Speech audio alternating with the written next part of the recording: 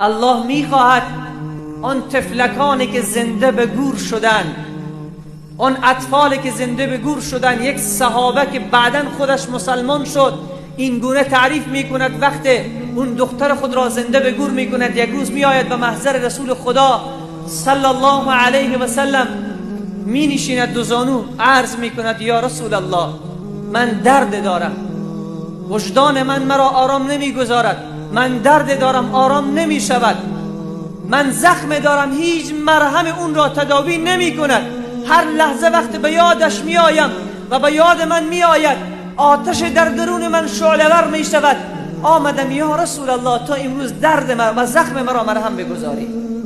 رسول صلی الله علیه و سلم عرض می کند چه شده صحابی من؟ عرض می کند یا رسول الله صلی الله علیه و سلم پیش از قدوم مبارک شما، پیش از پیامبری و بعثت شما، پیش از نزول قرآن من خطای کردم، من گناهی کردم که هر لحظه یادم می آید، دوست دارم که بمیرم ولی اون را فراموش کنم. رسول صلی الله علیه و سلم عرض می کند چه کردی صحابی من؟ می گوید یا رسول الله صلی الله علیه و سلم ما عادت داشتیم که از دختر تولد شدن راضی نبودیم، ما نمیخواستیم به خانه های ما دختر تولد شود، ما دختر داشته باشیم، ننگ داشتیم که اون را به شوهر بدهیم. همسر من حامله بود، همسر من حامله بود، نزدیک وضع حملش بود، کار به من پیدا شد، من از شهر مکه رفتم بیرون، از شهر مکه رفتم بیرون. بعد از این که من از شهر مکه رفتم بیرون، زن من وضع حمل کرد.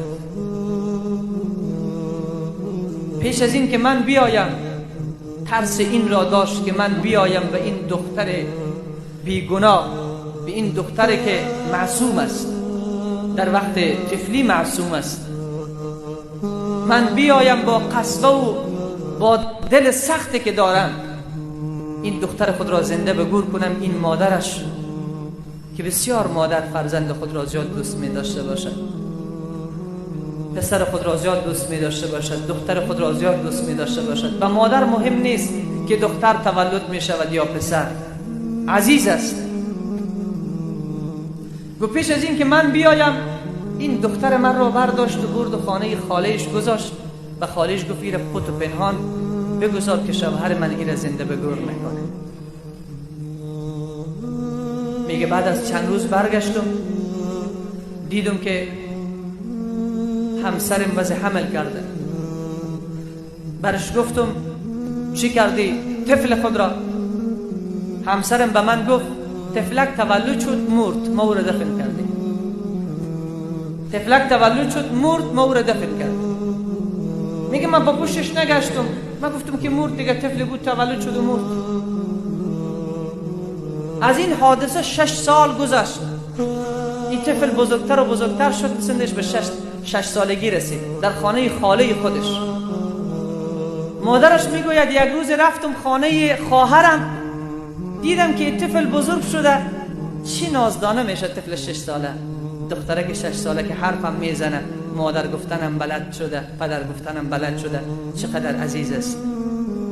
گفت وقتی که به دختر خود سعی کردم، مهر مادری، محبت مادری به سر من غلبه کرد و این دختره که خود را در آغوش کشید. 6 سالی مادر طفل خود را که بویش را دوست دارد، مادر دوست دارد که هر لحظه طفل خود را در پستان خود بچسباند و سینه های مادر شیر بخورد، و مادر دوست دارد گریه های طفل خود را که هر لحظه گریه طفل مادر را انرژی میدهد، آغوش و بغل کردن طفل مادر را قوت میبخشد. هیچ چیز عزیزتر برای مادر از اولادش نیست. بعد میگه مهر مادری غلبه کرد، ایره در آغوش کشیدم. برای خواهرم گفتم که وقتش فرا رسیده که من دختر خود را ببرم به خانه. میگه من به این فکر بودم، به این باور بودم که این طفلک خیلی زیباست، این طفلک به حرف زدن آمده. این طفلک که چی سیمای زیبایی داره. من خود 4 تا دختر دارم، اینقدر به پیش من عزیز هستن، اینقدر دوستشان دارم که یکم وقت درد بدن من که زیاد میشه، اما دختره که خورده من که میبینم اما دردم گم میشه. واقعا خیلی خیلی عزیز است و شیرین است. الله یه اولاد خیلی شیرین قرار بده. ولی چی وقت؟ زمانی که تو قدر خود را بدانی. چی وقت؟ زمانی که تو قدر قرآن را بدانی. چی وقت؟ زمانی که تو خودت انسان باشی. چی وقت؟ زمانی که تو خودت رب خود را با خود داشته باشی.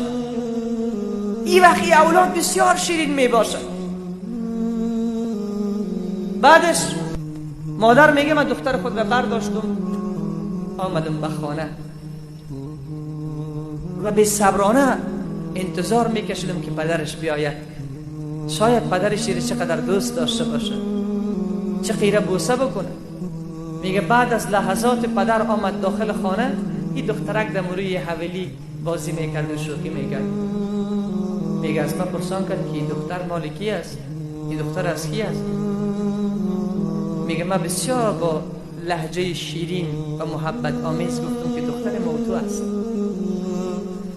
میگه با مجردی که کلام از زبان من کنده شد، دیدم که چهرهش تغییر کرد. گفتی دختر چطور مال موتوست؟ یه کلام دختر از چی وقتی تولد شده؟ میگه من گفتم امو حملی که من داشتم قبل از 6 سال اگر یادت باشه، تو که در سفر رفته بودی امی دختر تولد شده بود. ولی من از ترس ای که توی را زنده به گور نکنی، من این دختر خانه خواهر خود فرستاده بودم. 6 سال پت و پنهان اونجا بزرگ شده. حال 6 ساله شده. آوردم که تا ما و تو هم چیز لذت ببریم از اولاد خود، از محبتی اولاد، از شیرینی اولاد، از مهری که اولاد به پدر و مادر داره. میگه وقتی این سخن را گفتم چهرهش بسیار تغییر کرد، از جای خود به خشم بلند شد.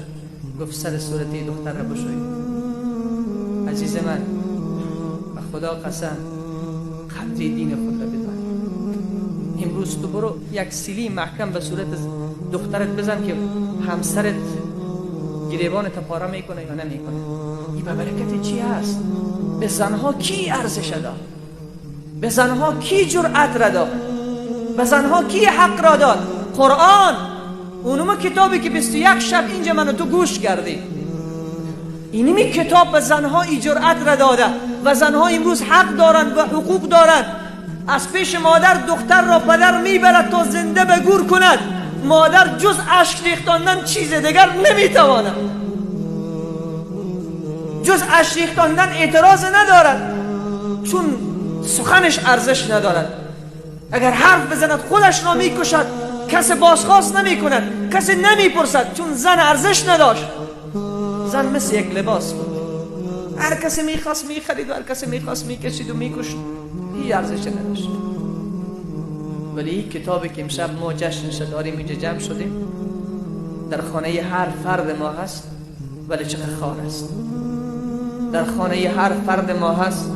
چقدر او قرآن صدا میزده باشد ولی گوش کوک او را بشنوه. چقدر او قرآن میگفته باشد و ننزل من القرآن ما هو شفا. ای مریض داخل خانه، من شفای تو هم.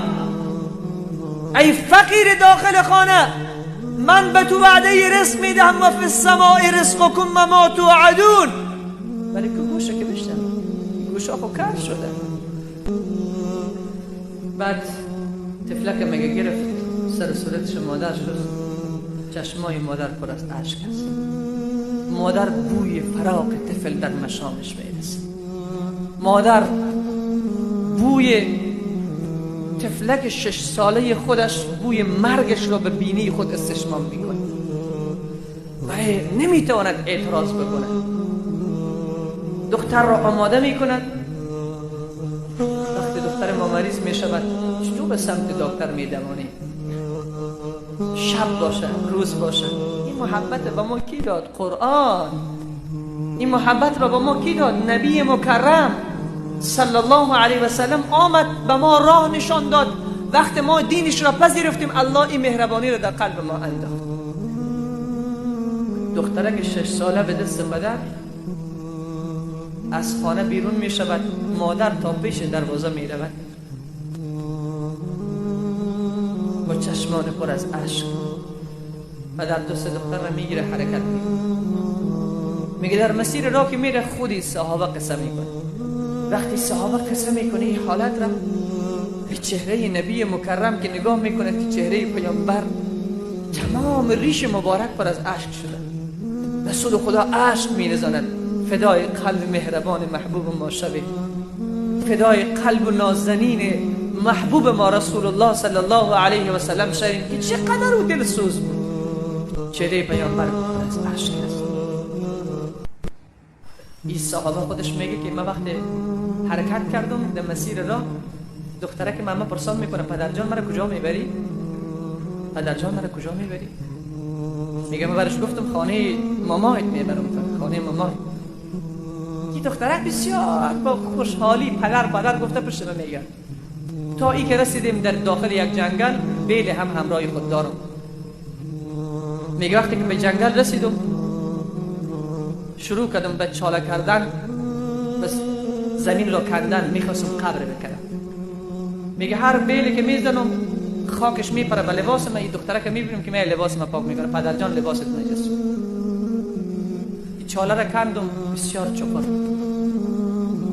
میگه دختره پرسان میکنه پدرجان به خاطر چی چپری را کندی؟ میگه من حرف نمیزنم، به کار خود ادامه میدم. تا ای که چپری خوب کنده شد برابر قد دختره که 6 ساله دختر، میگه با مشت به پشتش زدم داخل چپری افتاد. و مجرد که داخل چپری افتاد میگه به طرف من نگاه کرد و پدرجان چی میکنی؟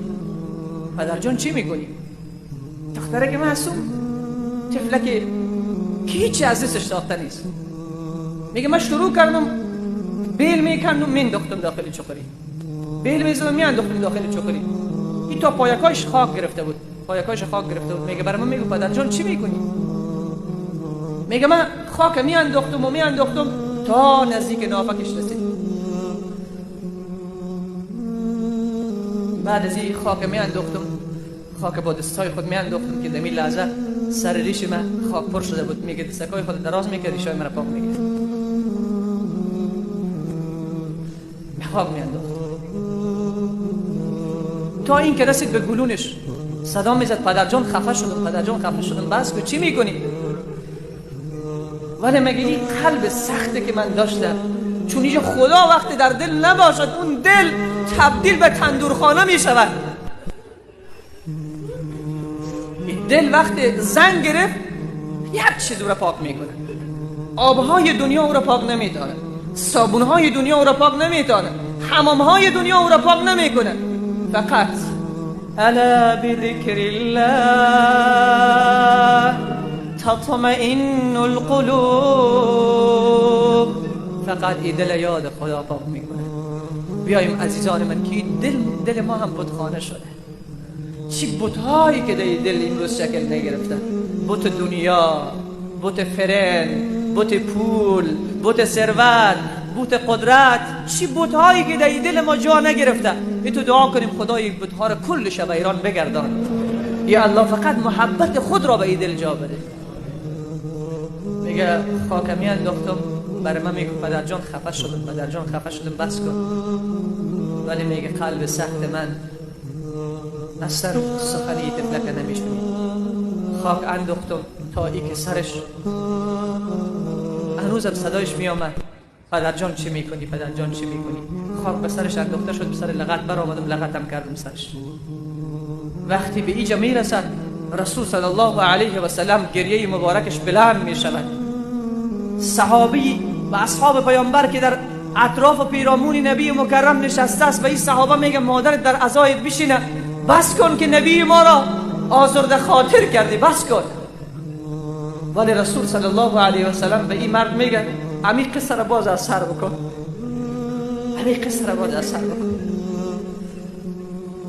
و در این حالت نبی علیه السلام میگه رحم نمی کند خدا به کسی که به خلق خدا رحم نکرد. این صحابه میگه داستان را دوباره از سر تعریف کردم. میدیدم که نبی علیه السلام اشک میریختن.